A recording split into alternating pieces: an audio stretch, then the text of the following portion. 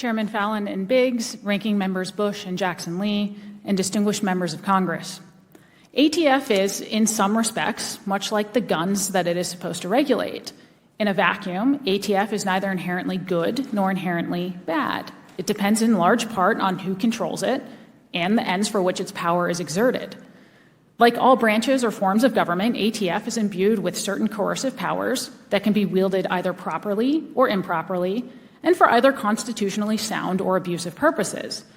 ATF is not some natural-born villain. The agency was neither conceived in constitutional sin, nor did it come out of the executive branch womb covered in iniquity. It has the potential for tremendous good, and at its best, ATF plays a vital role in keeping Americans safe from violent crime. Unfortunately, ATF also has a habit of turning into its worst self when left unsupervised by Congress for extended periods of time. And that's a problem, because at its worst, ATF tends to use its vast and often unchecked regulatory powers to accomplish through agency rulemaking the very types of unreasonable and unconstitutional gun control measures that elected officials couldn't accomplish through the democratic process. The litany of recent abuses is long. Just last year, ATF, at the prompting of the president, implemented a zero-tolerance policy for violations by federal firearms licensees that has dramatically increased the number of licenses the agency revokes. Where the agency used to see itself as partners working with FFLs to ensure compliance with the vast array of federal gun laws, almost overnight it turned itself into an antagonist. The new policy presumes that many violations merit revoking that many violations merit revoking a license absent extraordinary circumstances, even for first-time violations. This zero-tolerance policy often applies to situations that are basically clerical errors or paperwork mistakes that don't result in any actual harm. And this is particularly ironic given ATF's propensity for sloppiness with its own firearms and records, which has sometimes resulted in actual harm. As Mr. Bosco explained, ATF also told potentially millions of American gun owners that despite a decade of ATF assurances to the contrary, their pistol-braced firearms were actually heavily regulated short-barrel rifles.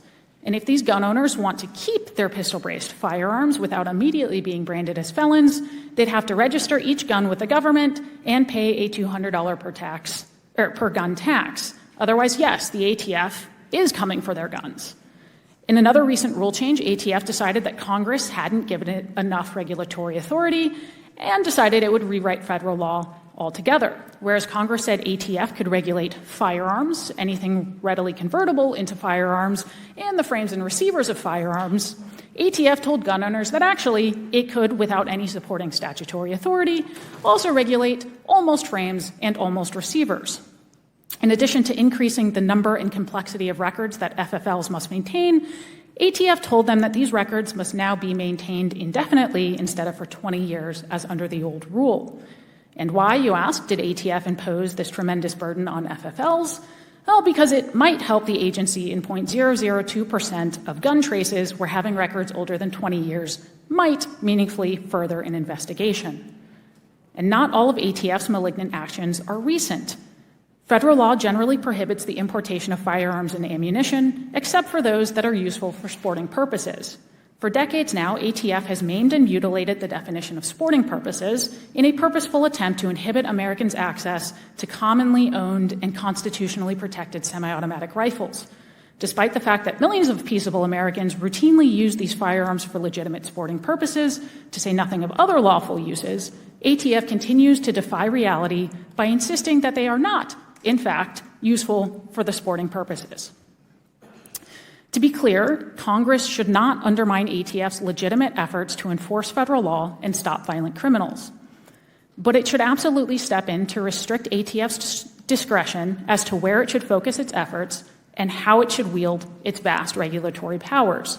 It can and should consider statutorily undoing ATF's recent and not so recent attacks on the Second Amendment rights of peaceable Americans. You've asked us today, when is enough enough? How long, O Lord, will ATF continue being its worst self at the expense of peaceable Americans? Respectfully, the Constitution provides a clear answer. It's enough when you say it's enough, and it will continue until you do something to stop it. In my written submission, I've outlined a number of specific ways in which Congress can begin undoing ATF's problematic attacks on the Second Amendment and the separation of powers and prevent the agency from using these same abusive tactics in the future. I look forward to your questions on these important corrective actions.